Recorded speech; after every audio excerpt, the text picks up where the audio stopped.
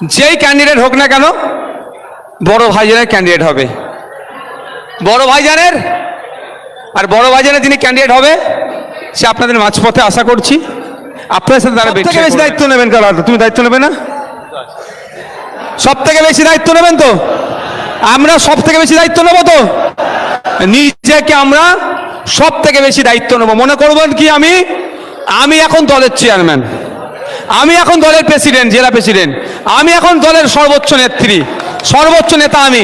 আমার দ্বারাই দলটাকে এগিয়ে নিয়ে যেতে হবে, আমাকে জিততে হবে, আমাকে দিনের শেষে জিততে হবে। বসিরহাট আমরা ভাবছি, সার্ভে করেছে, আমাদের সার্ভে হয়েছে, আমাদের সার্ভে করেও আমাদের পক্ষেই এসেছে, আমরা ব্যাপকভাবে জিতছি।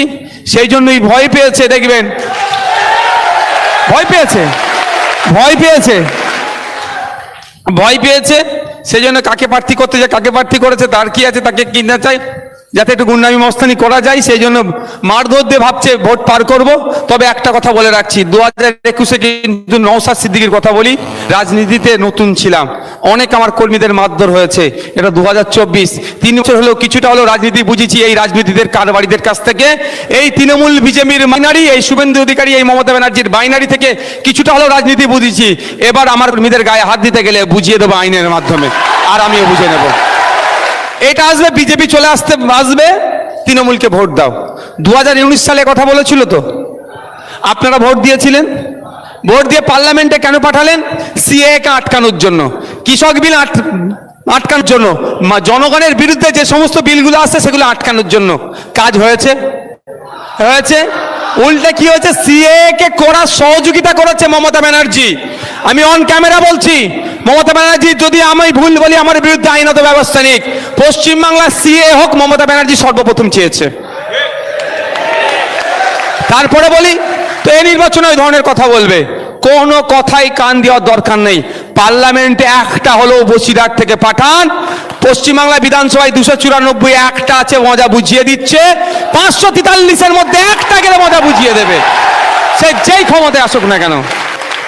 543-এর মধ্যে একটাই যদি যায় মজা বুঝিয়ে ছেড়ে দেবে। যেমন 294 বুঝতে পারছে, তো এখানে ওটা বুঝবে।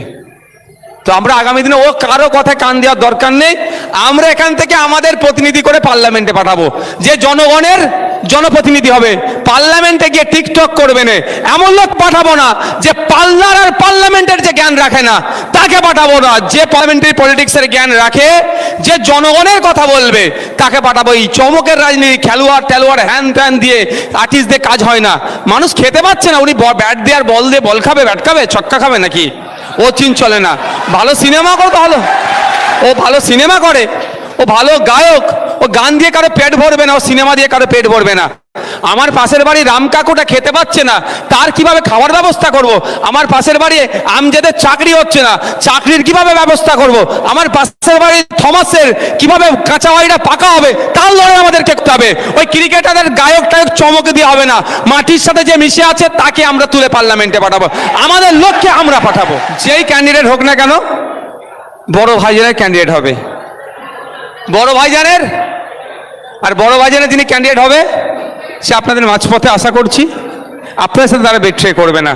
আচ্ছা, ইভিএম মেশিনের কথা বললেন, আমরা যেমন ঐক্যবদ্ধ হয়ে ভোট চুরি রুখবো, ইভিএম মেশিন যেখানে হবে সেখানে আমাদের লোক পাহারা দেবে।